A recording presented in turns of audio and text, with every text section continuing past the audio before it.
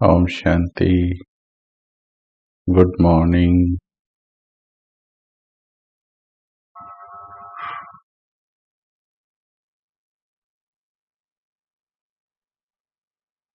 कैसे हैं आप सभी? आप सभी कैसे हैं?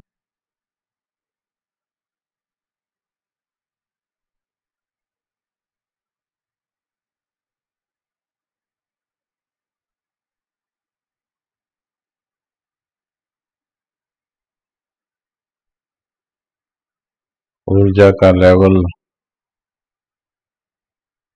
कितना बढ़ रहा है, ये चेक करना है।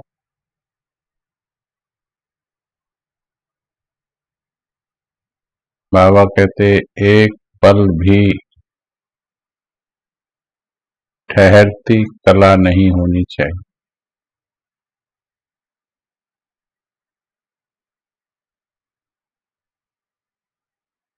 ये आनंद का पाठ अब पूरे संसार में फैलाना है।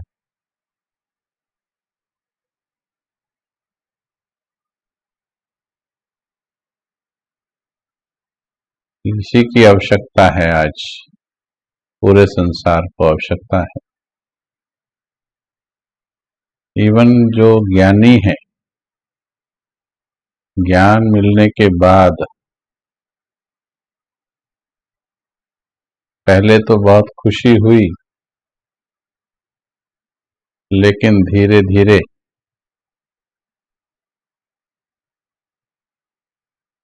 दिमाग थोड़ा लिमिट से ज्यादा चलने लग गया और खुशी कम होने लग गई। कईयों की खुशी दिमाग ने गायब कर दी। दिल और दिमाग दो चीजें हैं हमारे पास।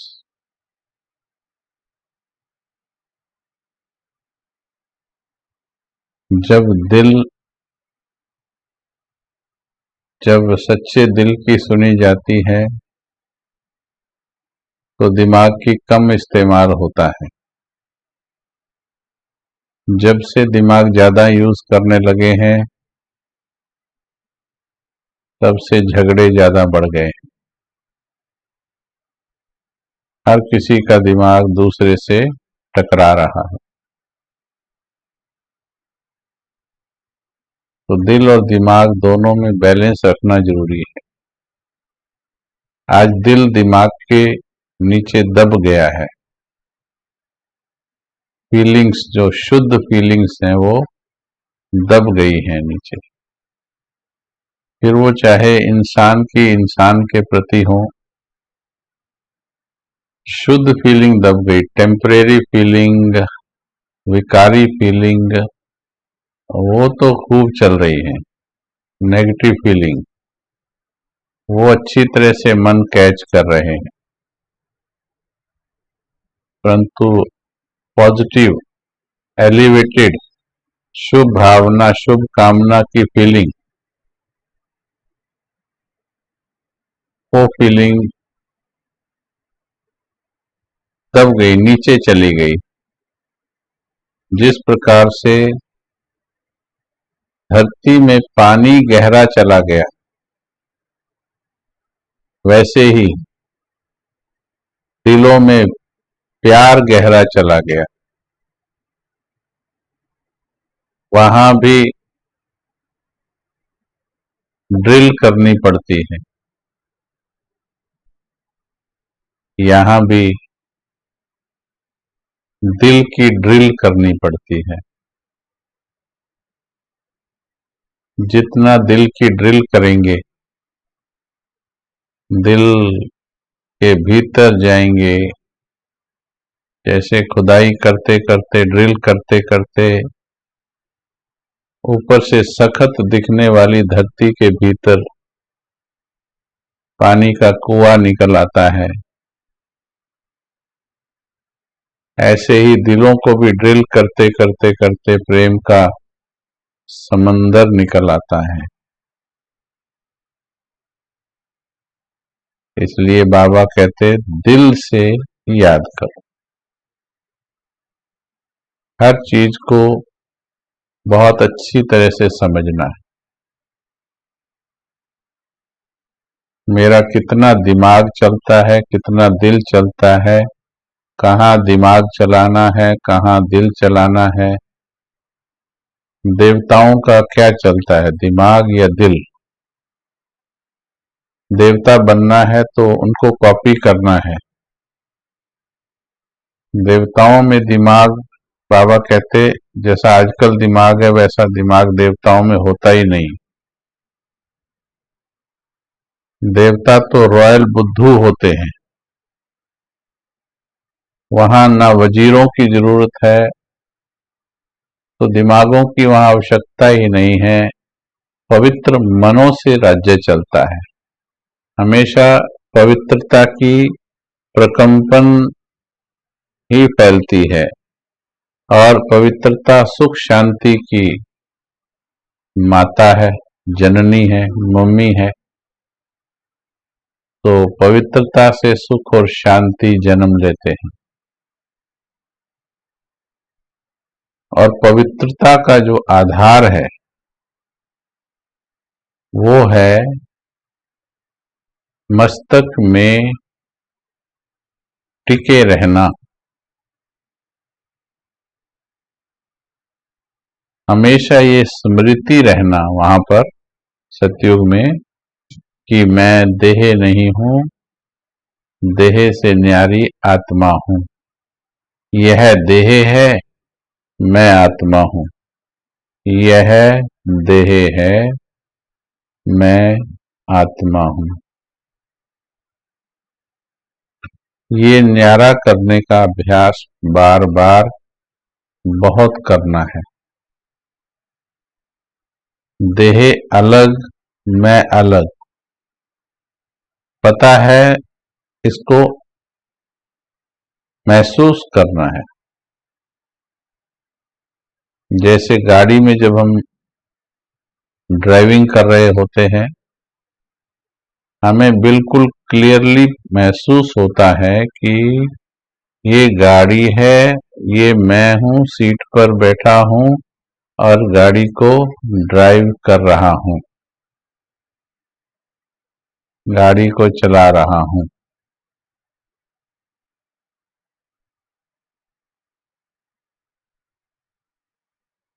सदैव जागती ज्योत, यानी निरंतर स्मृति कि मैं आत्मा हूं, ये देह है, मैं इससे अलग हूं। आज के वरदान में भी बाबा ने यही कहा, अपनी सीट पर जब सेट रहेंगे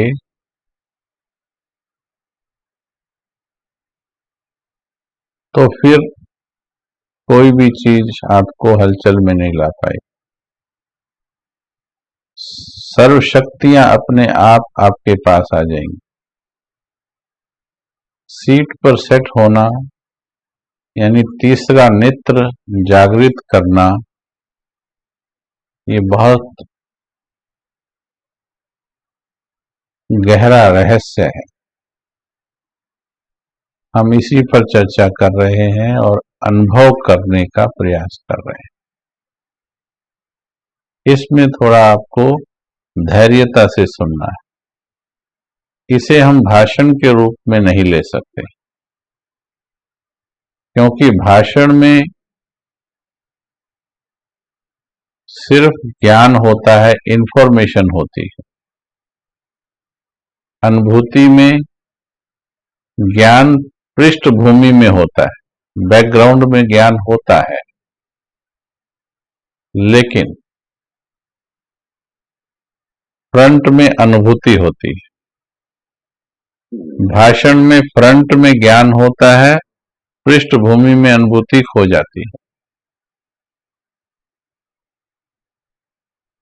इसलिए हमको अभी तीसरा नेत्र खोलना है। उसका मतलब क्या है ये समझना है। तीसरा नेत्र खुलने पर क्या होता है, कैसे इसके प्रयोग किए जाते हैं, इस पर हमारी चर्चा शुरू हुई है। ये हमारा मन की अनुभूतियों का फर्स्ट चैप्टर चल रहा है। चलिए 2-3 मिनट सीधे होके बैठेंगे।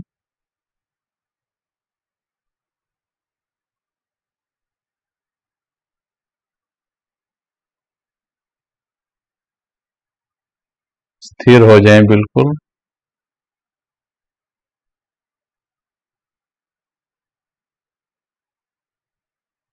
नेत्र खुले।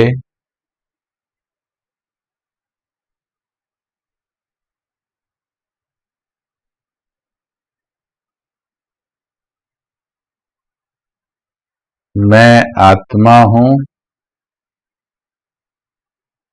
और यह शरीर है। मैं आत्मा हूं, अजर अमर अविनाशी, और यह जो शरीर है यह विनाशी है। दोनों को अलग अलग महसूस करने का प्रयास करें। मैं आत्मा हूं, यह शरीर हड्डी मांस। मैं आत्मा एक प्रकाश।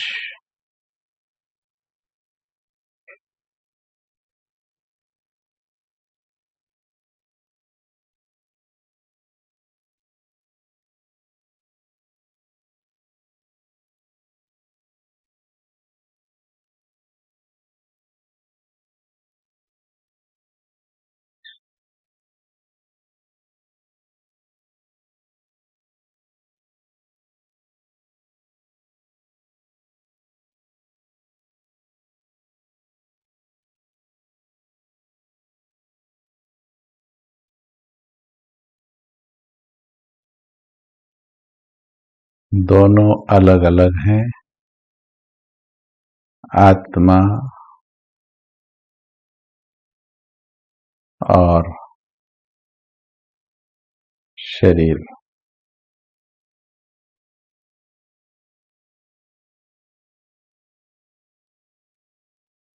तीसरा नेत्र खुलने का अर्थ है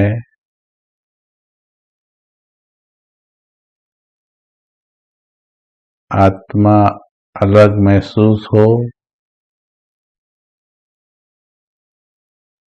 और देह अलग महसूस हो।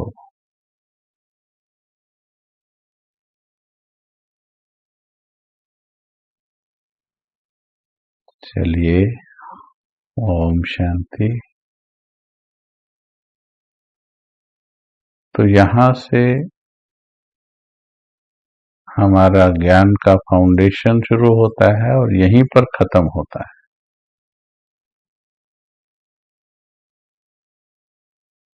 बाबा ने आते ही पहला पाठ आत्मा का पढ़ाया, और जब आत्मा मस्तक में पूरी तरह से टिक जाएगी वही हमारी संपूर्णता होगी। तो अब इसके लिए हमें गंभीरता से गहन अभ्यास करने हैं। तीसरा नेत्र खोलने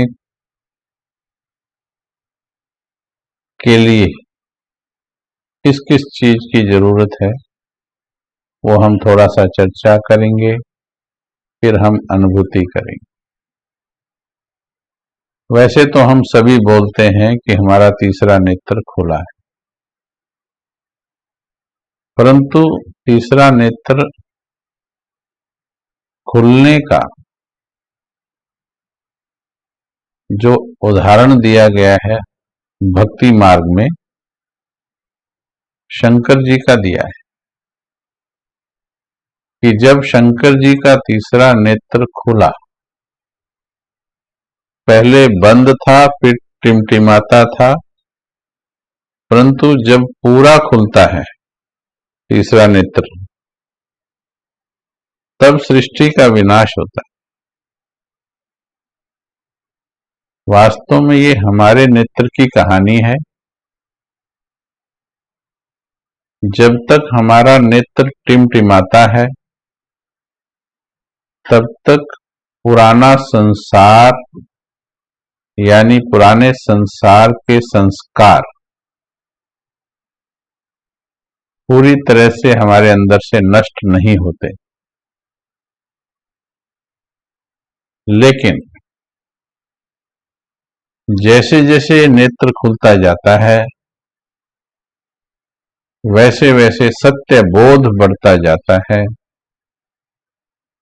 और वैसे वैसे विकार नष्ट होने लगते हैं।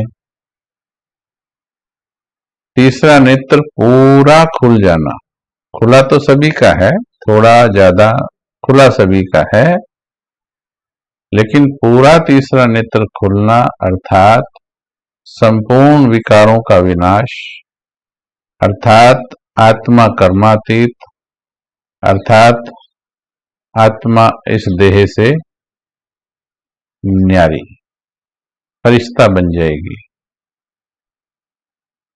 तो मस्तक में टिक करके बैठना ही हमारा मेन पुरुषार्थ है। बाकी पूरा ज्ञान सपोर्टिव ज्ञान है, वो मदद करता है दूर तक बिखरी हुई चेतना को वापस मस्तक में लाने में मदद करता है ज्ञान। पूरा ज्ञान जो सृष्टि चक्र का ज्ञान है, हमारी चेतना जो देखे दुनिया में समाचार, दुनिया के रिश्तेदार, परिवार, इन सब में नफरत, प्यार, ईर्ष्या, द्वेष, फिर शरीर अपना, इसमें जो चेतना उलझी पड़ी है उसको सबसे छुड़वा करके यहां टिका देना, यही वास्तव में संपूर्ण ज्ञान का मकसद है। और जब बाबा हमको यहां टिका देते हैं फिर बाबा वापस चले जाते हैं और यहां टिकने के कारण हमारा फिर से एक नया साइकिल शुरू हो जाता है, क्योंकि यहां टिकने से आत्मा सतो प्रधान बन जाती है।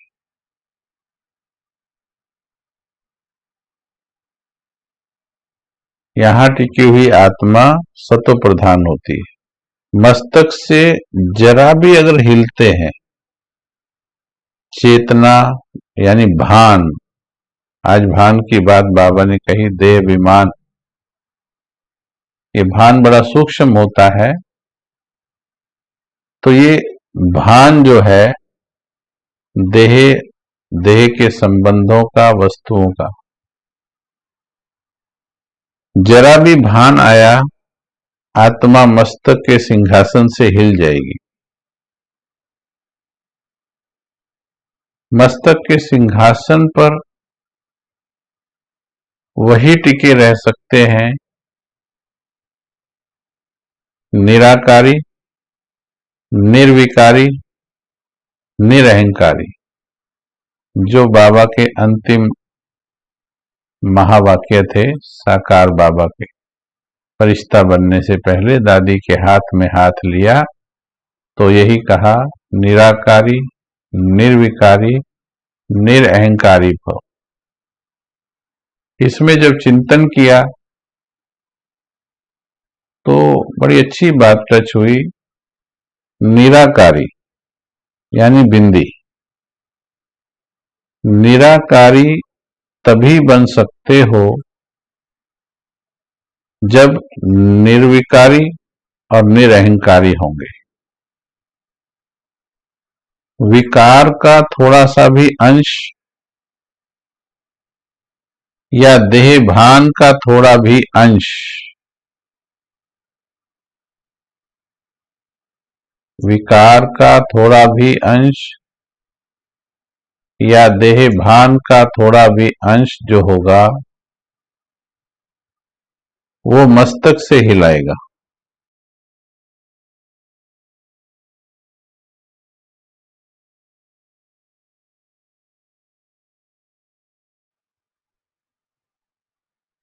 मस्तक में टिकने नहीं देगा, विकार का थोड़ा भी अंश अगर होगा तो।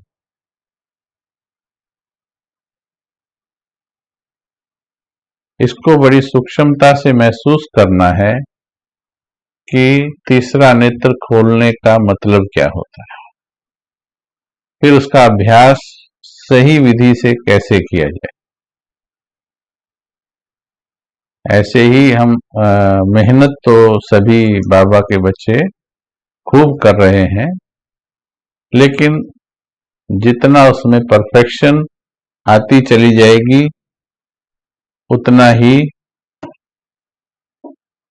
सफलता मिलती चली जाएगी, देही अभिमानी होते चले जाएंगे।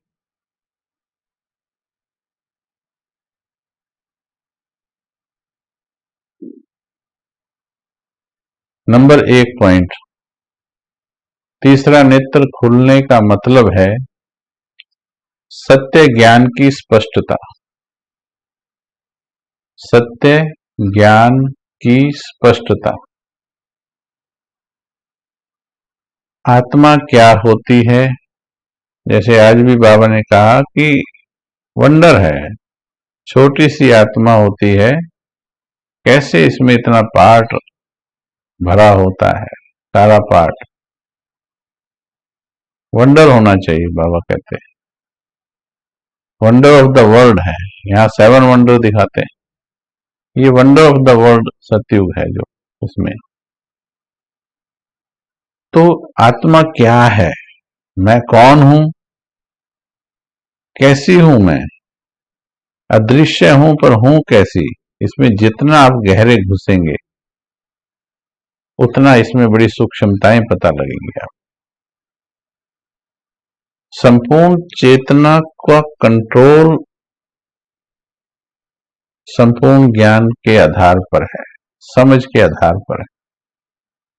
इसीलिए पहले बाबा समझ देते हैं, संपूर्ण कंट्रोल की बात कर रहे हैं। ऐसे तो थोड़ा ज्ञान थोड़ी भावना मिलाकर के कंट्रोल, सेमी कंट्रोल तो सभी जानते ही, बट परफेक्ट कंट्रोल जो है अपनी चेतना पर, जो हमें संपूर्ण देही अभिमानी बना दे, वो कंट्रोल के लिए सूक्ष्म ज्ञान होना जरूरी है। तो परमात्मा क्या है, बिंदी तो है, ये तो हमने सबने याद कर लिया है, और वो बिंदी है कैसी, फिर इस बिंदी का उस बिंदी के साथ तार कैसे जुड़ा जाता है, क्या मेरा तार जुड़ गया है। ये प्रश्न आप नोट कर लीजिएगा, क्योंकि जवाब तो बड़ी जल्दी जल्दी हम दे देते हैं, और जल्दी दिए जवाबों में बहुत सी बातें सारी ठीक नहीं होती हैं। क्या मेरा तार संपूर्ण रूप से जुड़ गया है। अब अगर ये भी पूछेंगे तो क्या जवाब देंगे, कहीं इसमें भी कहेंगे हाँ मेरा पूरा जुड़ गया है तार। लेकिन संपूर्ण तार जुड़ने की अगला प्रश्न फिर अपने आप से पूछना है, क्या मेरा तार परमात्मा से संपूर्ण जुड़ गया है, और यदि जुड़ गया है तो संपूर्ण तार जुड़ने की निशानी क्या है,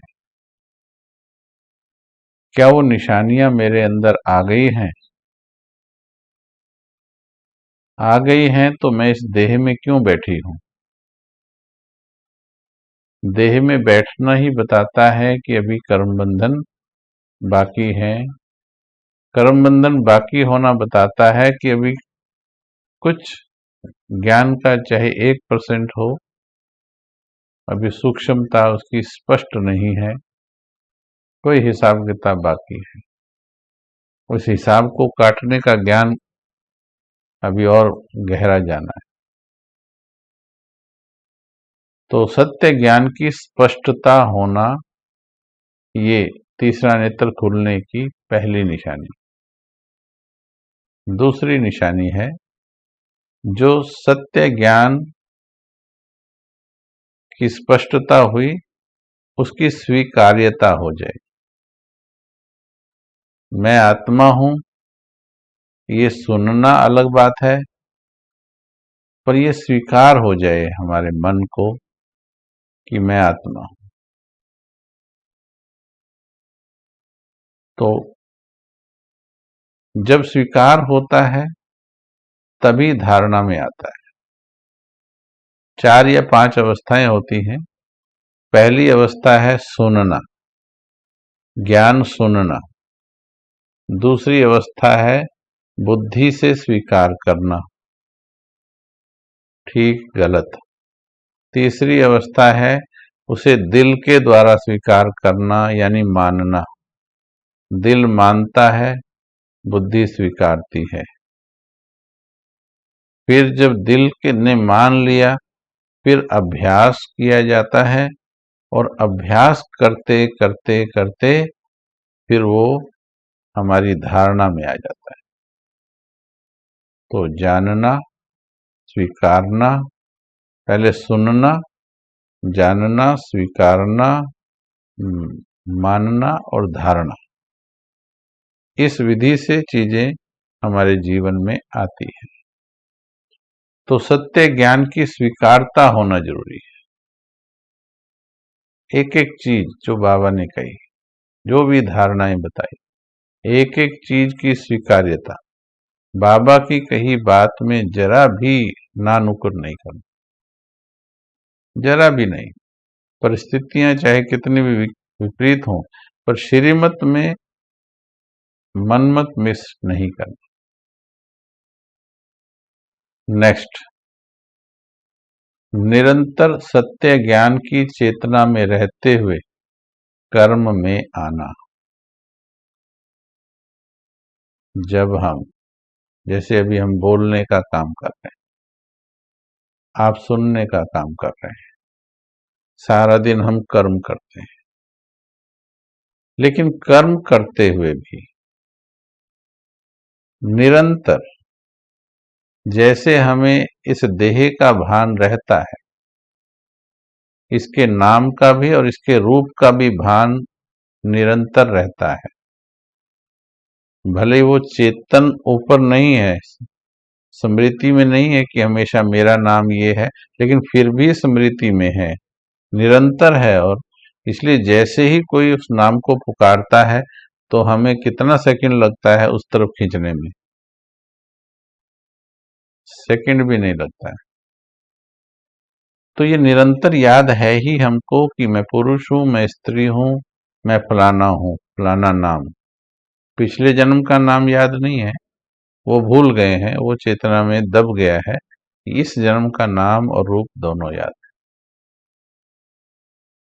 ठीक है, तो अब हमारा वास्तविक स्वरूप हमको पता लगा कि मैं आत्मा हूं। अब निरंतर हमको आत्मा याद रहना चाहिए। और निरंतर का मतलब हर वक्त, जैसे भी बोल रहे हैं, आप सुन रहे हैं, हम बोल रहे हैं, तो सुनते बोलते कर्म करते हर परिस्थिति में जो पूरा ज्ञान सुना है, उस ज्ञान के आधार पर जीवन चलना चाहिए। उस ज्ञान के आधार पर ही विचार चलने चाहिए, उस ज्ञान के आधार पर ही दृष्टि होनी चाहिए, उस ज्ञान के आधार पर ही बोल होने चाहिए। यानी जैसे अभी हम बोल रहे हैं, सुन रहे हैं, आप सुन रहे हैं, हम बोल रहे, तो बातें करते करते भी निरंतर बिना गैप पड़े निरंतर चेतना हो कि मैं आत्मा इस मुख के द्वारा बोल रही हूँ, और वो कितनी आत्माएं सुन रही हैं। सामने है तो ये आत्मा सुन रही है, सामने ये इसका शरीर है, पर इसके अंदर बैठी हुई वो एक आत्मा है। वो आत्मा मेरी बात सुन रही है, मैं आत्मा अपनी बात उसको सुना रही हूँ। मैं आत्मा इस अभी शरीर द्वारा ये कर्म करा रही हूँ, मैं आत्मा अभी जा रही हूँ, मैं आत्मा अभी सो रही हूँ। यानी वो चेतना को निरंतरता में लाना है कि मैं आत्मा करवा रही हूँ, मैं कर रहा हूँ नहीं, ये तो शरीर हो गया, मैं आत्मा करवा रही हूं, इसका बहुत अभ्यास चाहिए। नहीं तो हर पल हर घड़ी ऐसे आत्मा मस्तक छोड़ छोड़ के भागती है, फिर थोड़ी देर बाद लाना पड़ता है, फिर भागती है, फिर लाना पड़ता है। तो इसको कर्म करते हुए भी निरंतर बनाना, तीसरा नेत्र खुलना है। आप अपने संबंधियों के साथ व्यवहार कर रहे हैं, सामने बेटा आ गया, अब आपको ये चेक करना है। दिन भर में हम बहुत से संबंधी, बहुत से देहधारियों के साथ पाठ बजाते हैं। आपको ये चेक करना है कि कर्म करते हुए क्या मुझे निरंतर निरंतर चेतना में रहता है कि देखो एक आत्मा है ये, और ये इस घर में मेरे साथ पाठ बजा रही है, और इसके साथ मेरा जो हिसाब किताब है वो चल रहा है। आत्मा है ये, सोल है। बेटे का तो केवल रोल है। ऐसे जब पति सामने आए युगल, तो ये सोल है, पर पति का तो इसका रोल है। ऐसे ही फिर दूसरे संबंध साथ में आए, यहां से ये अभ्यास शुरू होगा। यहां से ये अभ्यास शुरू होगा, लेकिन इस अभ्यास की प्रकाष्ठा कहां पर है, ये अभ्यास का अंत कहां पर है, वो अंत कहां दिखाई देता है, हम आपको भी दिखाते हैं।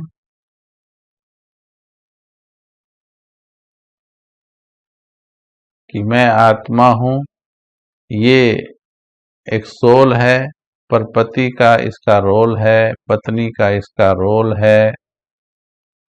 तो ये जो चेतना है, इससे भी ऊपर पहुंचना है। इस चेतना को वो कहाँ पहुंचना है, वो एक मिनट हम अभी देखते हैं।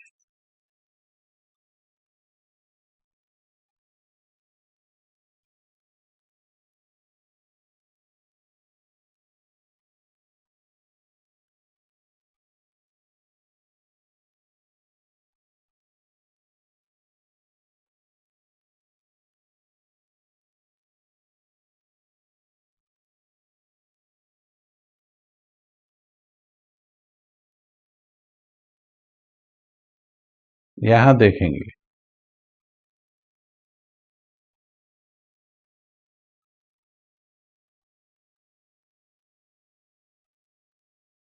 इनकी चेतना को स्टडी करेंगे थोड़ा।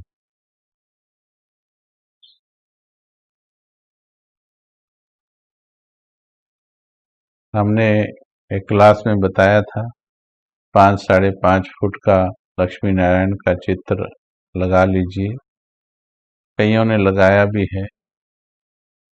इसकी इम्पोर्टेंस समझनी है।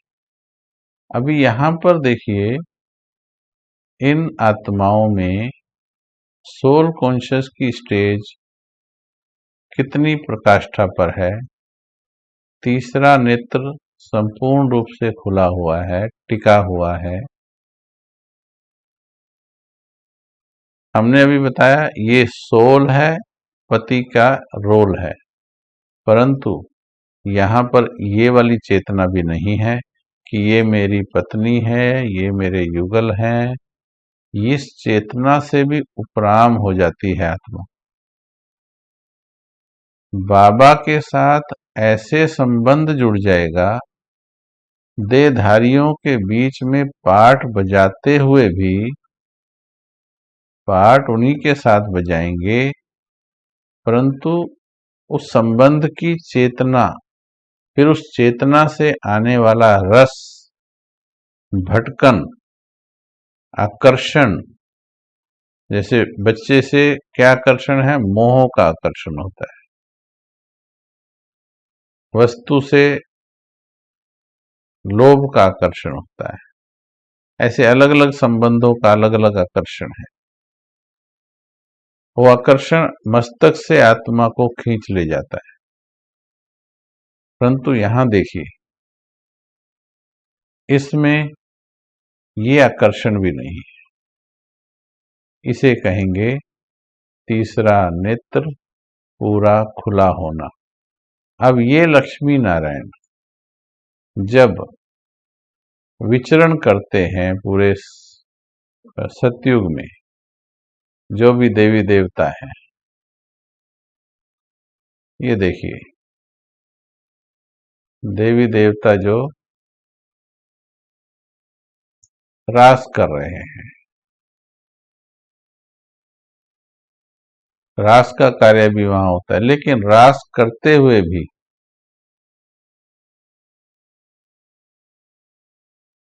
चेतना देखिए, रास करते हुए भी उनकी चेतना देखो,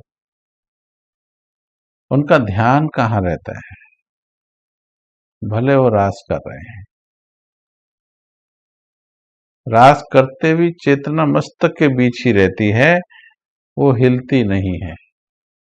सतयुग के आदि में बिल्कुल नहीं हिलती है, सतयुग के धीरे धीरे नीचे आते हैं तो थोड़ा हिलती वापस आ जाती, परंतु विकार में परिवर्तित नहीं होती है। पर सतयुग के पहले दिन की चेतना और उसके बाद त्रेता के एंड की चेतना, दोनों में अंतर तो बहुत है। 8 कला डाउन हो जाती। अब निरंतर इस अभ्यास में यहां तक रहना। देखिए मंजिल तो ऊंची है, बाबा ने कहा सहज है, पर ऊंची तो है मंजिल। कल कहा बाबा ने सहज है पर अभ्यास की जरूरत है। तो यहां टिके रहने का अभ्यास। अब यहां जो टिके रहना है वो है वास्तव में तीसरा नेत्र खुला रहना।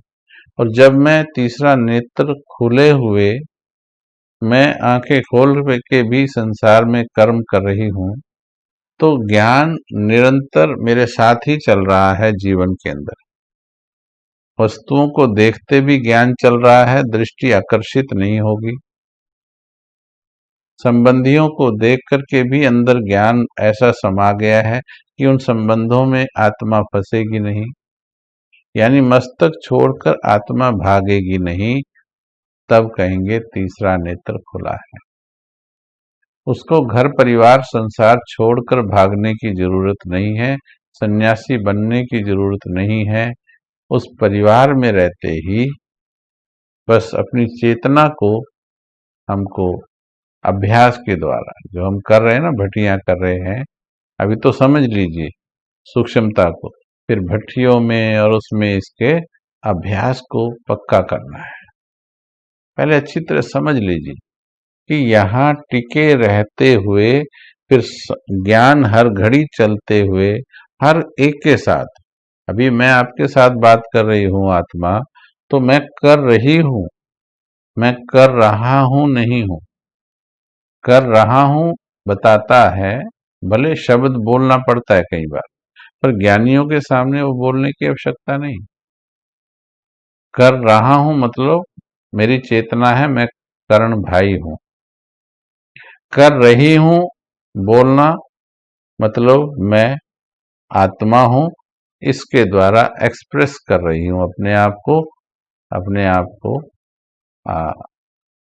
भावनाओं को व्यक्त कर रही।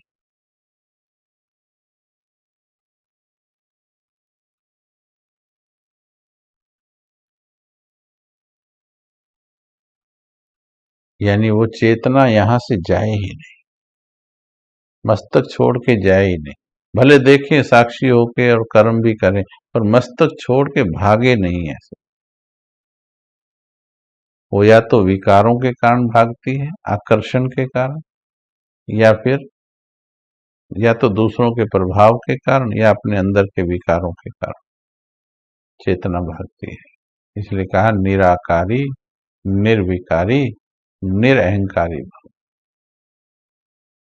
अगर थोड़ा भी संबंधों का आकर्षण होगा तो यहां बैठने नहीं देगा, खींच लेगा।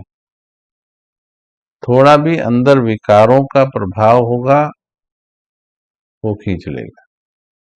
किसी का प्रभाव होगा दूसरे का, वो खींच लेगा, यहाँ बैठने नहीं देगा।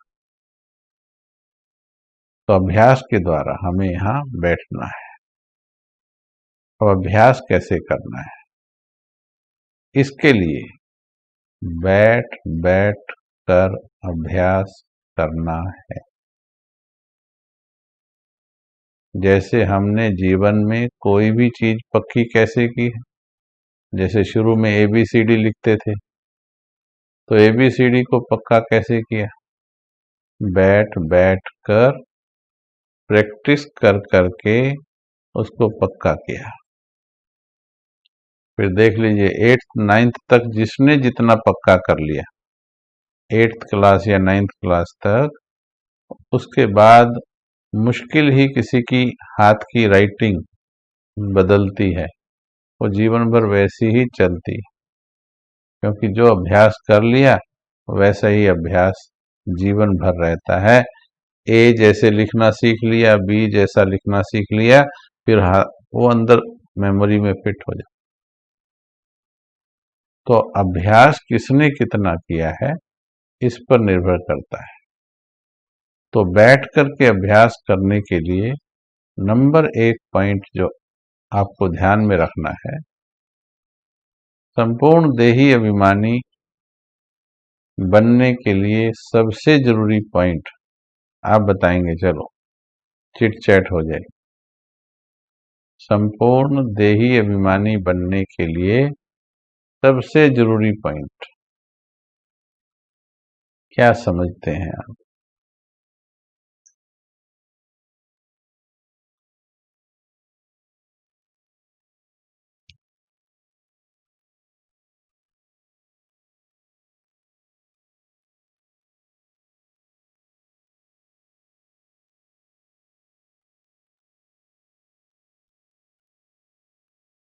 सबसे आवश्यक पॉइंट क्या समझते हैं?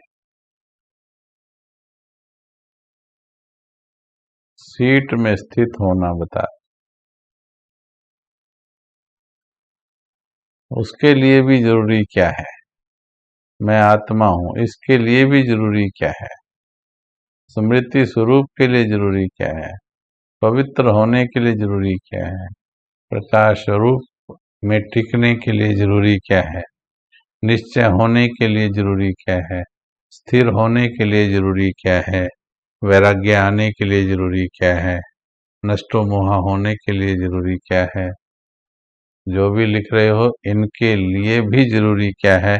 चलो पहेली है, थोड़ा और टाइम देते हैं। वेरी नाइस, अभी किसी ने लिखा, आया जवाब थोड़ा।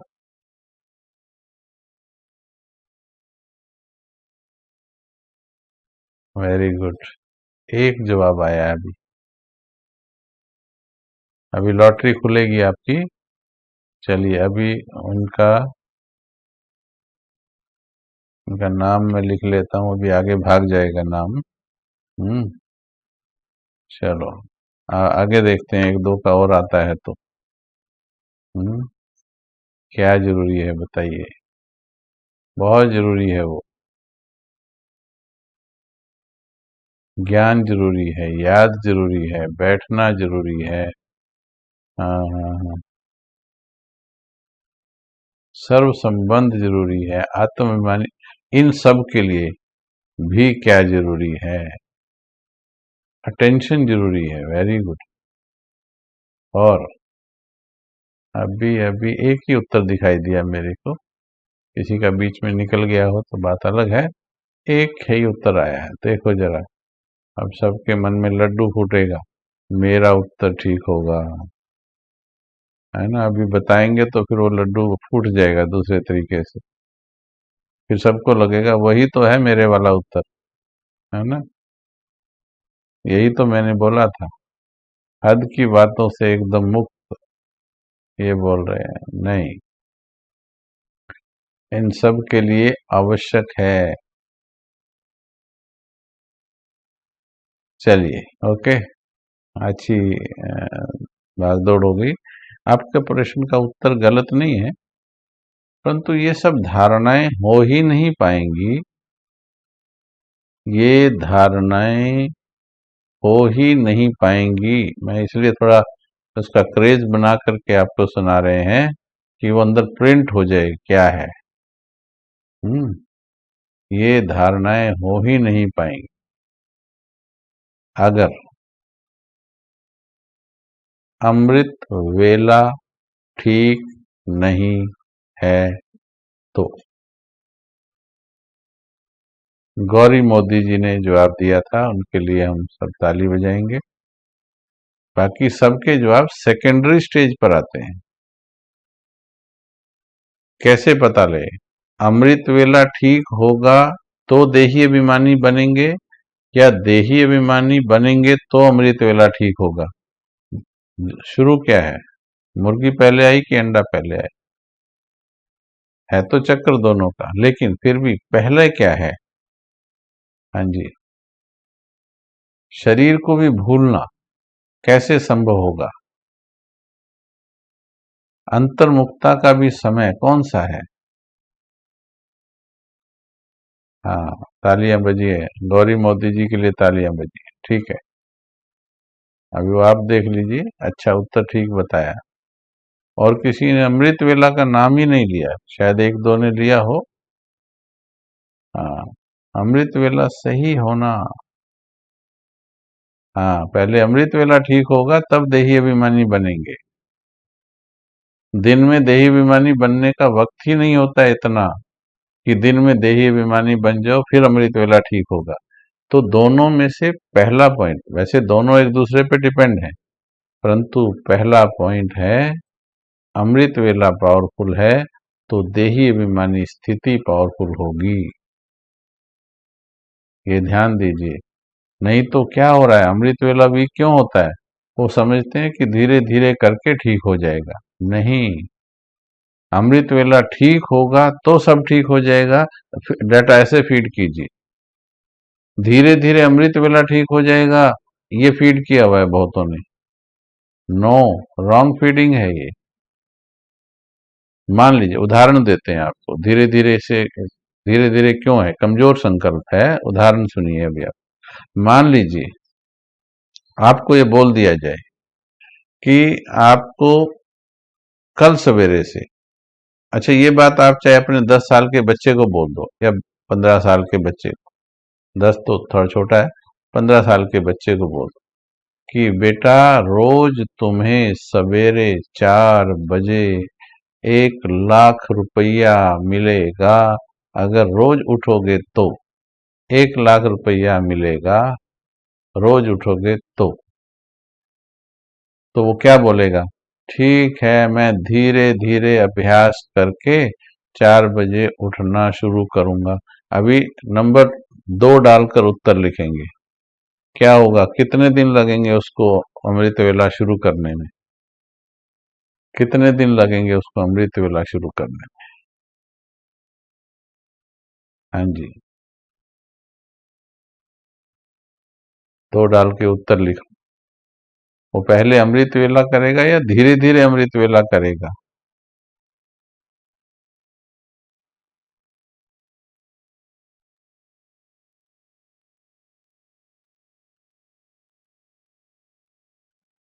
दिन में इतना आकर्षण होता है, इतना संबंधों का, जिम्मेवारियों का इतना आकर्षण होता है जो वो टिकने नहीं देता है। लेकिन जिन्होंने अमृत वेला, हाँ, ये देखिए तुरंत कर लेगा वो। और ये तो बच्चे की बात बोल रहे हैं, आप तो बड़े हैं, समझदार हैं, विद्वान हैं, महान हैं, मनीषी हैं, योगी हैं, तपस्वी हैं। आप तो महान हैं। आपको सलाम है, आपको प्रणाम है। आप तो महान हैं। देखिए, 1 लाख रुपए के लिए वो एक ही दिन में वो बच्चा अमृत वेला शुरू कर सकता है। और अब आप बताइए, सवेरे सवेरे भगवान क्या देता है, कितने लाख देता है? 3 नंबर डाल के उत्तर लिख दीजिए। कितने लाख देता है भगवान सवेरे सवेरे? ये जो अमृत वेले के लिए बहाने लगाते हैं ना मेजोरिटी, हाँ जी, कितने लाख देता है सवेरे सवेरे भगवान? जैसे ही ये समझ आएगा, इसे कहते हैं तीसरा नेत्र खुलना। ये भी रियलाइजेशन में आना कि भगवान पद्मा पदम बांट रहा है। वो पद्मा पदम कैसे बंटता है, कैसे लिया जाता है, ये भी रियलाइज होना, ये तीसरा नेत्र खुलने में आता है। ये तीसरा नेत्र खुलना सिर्फ ये नहीं होता, मुझे पता लग गया कि मैं आत्मा हूँ, बिंदी हूँ, मन बुद्धि संस्कार है, उधर वो परमात्मा बैठा है, उस वो संगम पर आता है, दादी के तन में आया हुआ है, this this this and this. सिर्फ इतना ही नहीं है तीसरा नेत्र खुलना, पद्मा पदम की कमाई हो रही है जिसे पैसों में तोल नहीं सकते हैं। जब पद्मा पदम की कमाई है, 1 लाख के लिए एक बच्चा उठ सकता है, हम पद्मा पदम के लिए क्यों नहीं उठ सकते हैं? इसे क्या कहेंगे? तीसरा नेत्र खुला है या बंद है? 4 डाल के उत्तर लिखेंगे, नंबर 4 डाल के उत्तर लिखो। अगर हमें मालूम है उत्तर ठीक लिख रहे हो, थैंक यू, शुक्रिया, धन्यवाद। हाँ, लिख तो ठीक रहे हैं, लेकिन अगर पद्मा पदम बंट रहा है सवेरे, भगवान पद्मा पदम बांट रहा है, परंतु हम उठ नहीं रहे हैं, तो क्या कहेंगे? तीसरा नेत्र खुला है या बंद है? कोई लिख रहा है युगल बैठने नहीं देते हैं। युगल जबरदस्ती आंखों पे पट्टी बांध करके सुलाते नहीं हैं, ठीक है? और थोड़ा सा दृढ़ता रखेंगे, कोई नहीं रोक सकता आपको। हाँ, लाइट ऑन करने से रोक सकते हैं, परंतु बैठने से कोई रोक नहीं सकता।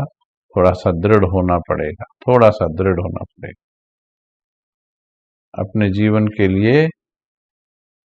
कुछ और जिद बहुत कर लेते हम। ये बहाना मत दीजिए, आपका बड़ा युगल बोल रहा है। ये टेम्परेरी युगल जो है, जिसने गारंटी भी नहीं दी हुई है कि कब तक तुम्हारा साथ देगा, और जब तक है तब तक भी देगा कि नहीं देगा, और जब आज ही तुम्हें कमाई नहीं करने दे रहा है पद्मों की, तो बात किसकी सुन रहे हो? थोड़ा सा दृढ़ होना पड़ता है, प्यार से दृढ़, प्रेम से दृढ़। आज का स्लोगन पढ़ना, दृढ़ता की शक्ति से कुछ भी मोम किया जा सकता। दृढ़ता हमारे अंदर नहीं है, बहाने हम दूसरे देते हैं। सॉरी, थोड़ा सा हम दृढ़ होके बोलते हैं, क्योंकि दृढ़ता से ही मोम होगी चीजें। ओके, अब देखिए, हाँ, तीसरा नेत्र बंद है और हम क्या बोलते हैं? तीसरा नेत्र खुला है। ठीक है जी। अब इसके लिए अभ्यास क्या करना है? अंतर्मुखता और मौन का अभ्यास। अंतर्मुखता कईयों ने लिखा था, हाँ, ये सपोर्ट करेंगे उसको, अमृत वेला को सपोर्ट करेंगे ये।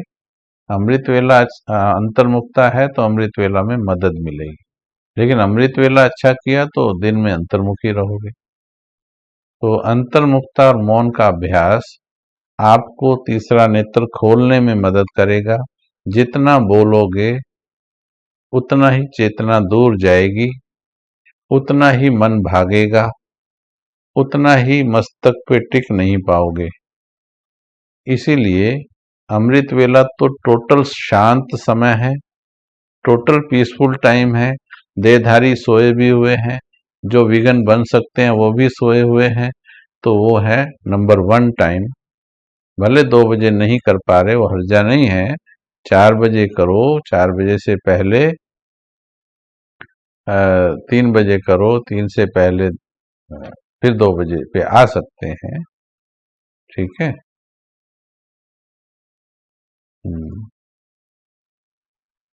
तो इसके बाद अंतर्मुखता का अभ्यास, कम से कम बोलिए देहधारियों से, ये अंडरलाइन कराते हैं हम बार बार। देहधारियों से कम बोलो, अति आवश्यक ही बोलो, नहीं तो फंसते जाओगे जाने अनजाने में। योगी हो, अभी वापिस जाने की तैयारी कर रहे हो, यहाँ घर जाना है, जीना नहीं है, अभी जाना है।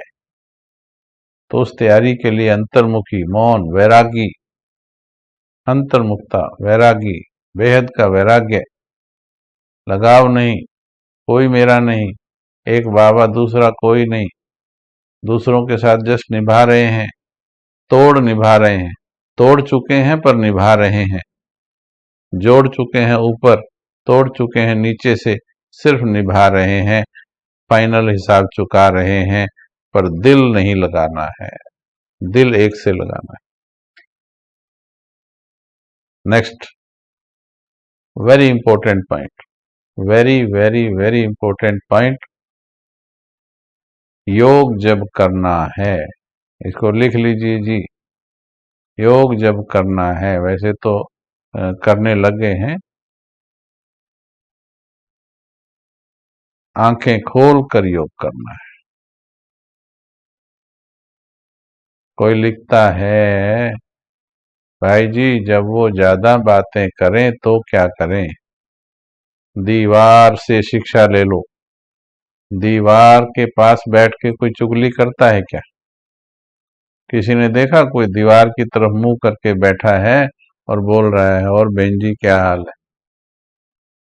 आपसे बात लोग तभी ज्यादा करते हैं जब आपके कान सुनते हैं। उनको पता चल जाता है इनके कानों को सुनने में मजा आता है, ये कान से सुन के मुंडी हिलाते हैं, ये गर्दन ऐसे ऐसे करते हैं, जी बहन जी, जी भाई जी करते हैं, फिर तो उनको भी मजा आता है, वो आएंगे, सुनाएंगे, और आप कबूतर की तरह गुटर गूं करेंगे। हम्म, हम्म, हाँ बहन जी, हाँ भाई साहब, हाँ, करते रहो, वो जिंदगी खराब कर देंगे। अंतर्मुखी हो जाओ, ठीक हो जाएगा सब। ठीक है, ओके। कम बोलना शुरू कर दो, दूसरों को सिखा दो।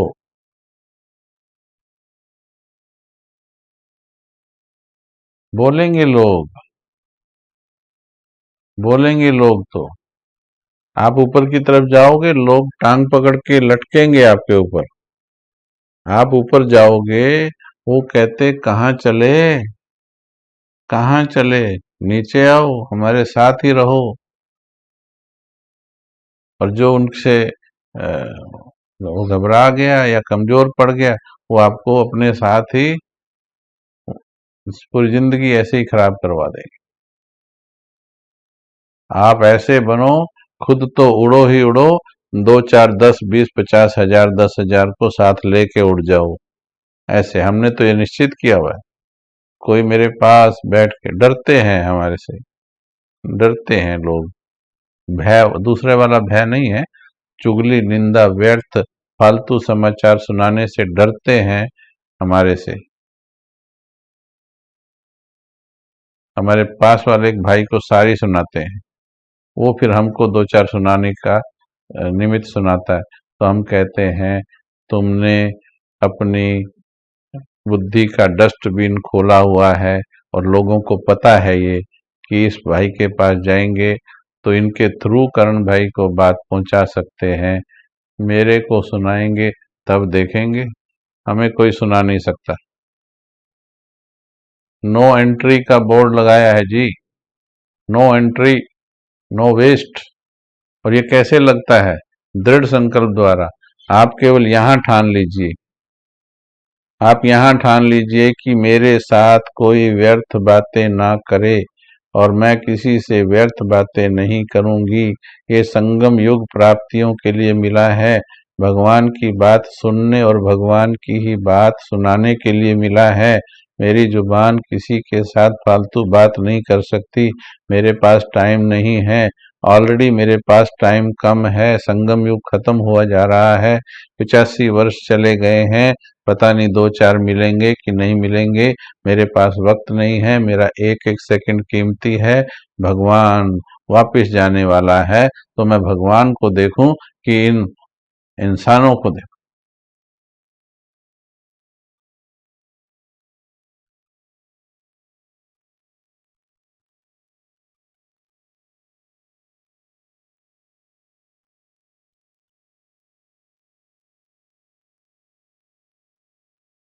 बैठ नहीं सकता कोई हमारे पास। अंदर से दृढ़ता है, अंदर से दृढ़ता है, बाहर अपने आप ठीक हो जाएंगे लोग।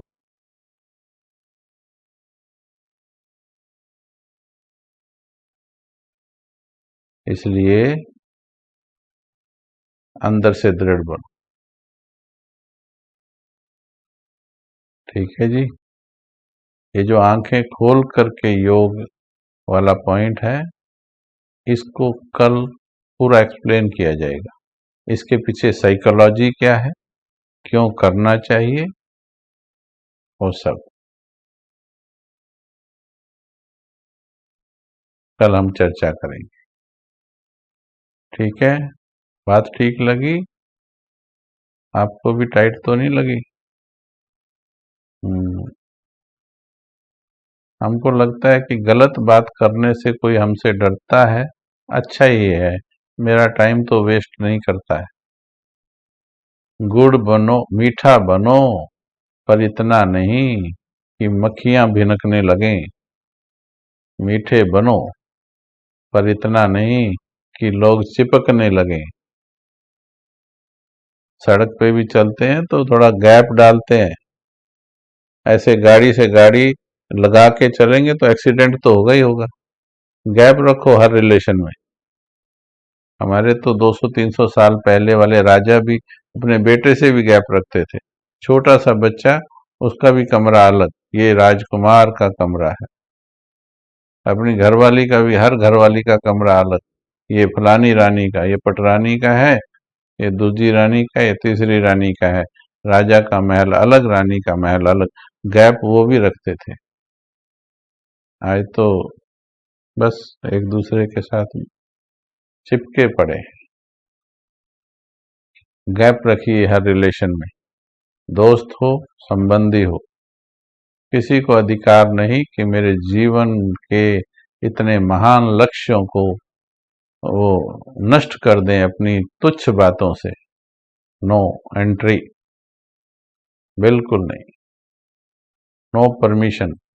आप अंदर से परमिशन डिनाई कीजिए, अंदर से परमिशन डिनाई कीजिए। आपका मुखड़ा, आपका व्यवहार अपने आप करवा देगा। आप किसी को मुंह से नहीं भी बोलोगे ना, तो भी हो जाएगा। थोड़े दिन बाद वो पावर आ जाएगी आपके अंदर, बोलने की पावर आ जाएगी। और वैसे आज ही आ सकती है। वो बच्चे वाला एग्जाम्पल बताया ना, अगर आपको पता है इधर आपकी 1 करोड़ की पार्टी बैठी है, उधर गए तो 1 करोड़ की पार्टी बैठी है, 1 करोड़ का फायदा होगा। ठीक है, पार्टी नंबर 1। इधर से ये पार्टी आ गई, जो चाय चाय पानी की पार्टी भी लेवेगी आपसे, और सारे शहर का कचरा भी आपके बुद्धि को डस्टबिन बना के डाल के जाएगी। आप बताओ किस वाली पार्टी का वो करोगे, 1 करोड़ की पार्टी या कचरे की पार्टी?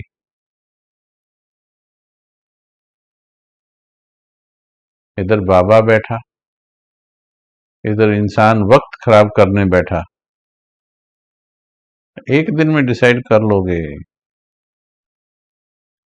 करोड़ की पार्टी वाले पे ध्यान देंगे ना, तो कोई बहाना लगा देंगे उधर, कोई युक्ति लगा देंगे उधर। करण भाई से नहीं पूछेंगे। एक करण भाई से पूछने वालों के है खोट तेरे मन में जो भगवान से है दूर। है खोट तेरे मन में जो भगवान से है दूर। खुद चुगली सुनने में मजा आता है, चाहे वो 5% आता है, खुद मजा आता है मेरे को प्रश्नों में उलझा रहे। है खोट तेरे मन में जो भगवान से है दूर। है पांव तेरे फिर भी तू आने से है मजबूर। मंदिर में जो नहीं जा पाते हैं, उनके मनों में खोट है। टाइम नहीं मिलता ऐसा नहीं है, टाइम मिलता है, टाइम बहुत है। टीवी के लिए मिलता टाइम, चुगली के लिए मिलता, ताश के लिए मिलता, मोबाइल के लिए मिलता, सब के लिए मिलता, भगवान के लिए नहीं मिलता है। खोट तेरे मन में जो भगवान से है दूर। मेरे पास कोई आकर के चुगली करे, ये उसका दोष नहीं, ये मेरा दोष है। मैंने अपना इमेज ऐसा बनाया ही नहीं, ऐसा पवित्र। लक्ष्मी नारायण की तस्वीर के सामने जाकर के करता कोई चुगली? कोई नहीं करता। तो आप लक्ष्मी नारायण बन जाओ, कोई चुगली नहीं करेगा। देवी बन जाओ, देवता बन जाओ, नहीं तो योगी बन जाओ, दृढ़ बन जाओ, अंतर्मुखी बन जाओ, कुछ तो बन जाओ। Thank you. अच्छा जी, बीच बीच में कही सुनी माफ कर दिया करो। अच्छे बच्चे हो आप सभी, बीच में कही सुनी माफ कर दिया करो। हमें बहुत, देखिए आपसे मिले नहीं है पर्सनली, लेकिन फिर भी बहुत प्यार आता है, बहुत आप सभी के ऊपर स्नेह आता है। इसलिए, और पता नहीं ये दिल का वाइब्रेशन है जी, मेरे को बोलने में जरा भी डर नहीं लगता है।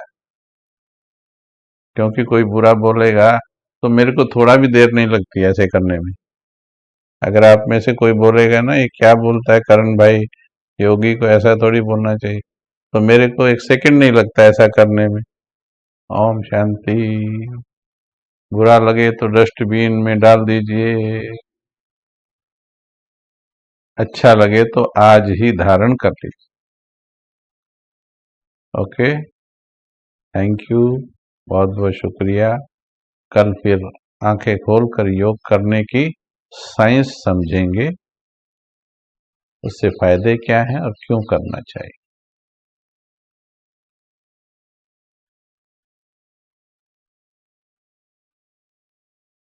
चलिए 2 मिनट संकल्प पक्का करेंगे, संकल्प पक्का करेंगे 2 मिनट दृढ़ होकर। आज के बाद बस तीसरे नेत्र में टिक करके रहेंगे। अब यहाँ से उठेंगे तो सबको आत्मा देखते हुए ही पार्ट प्ले करेंगे।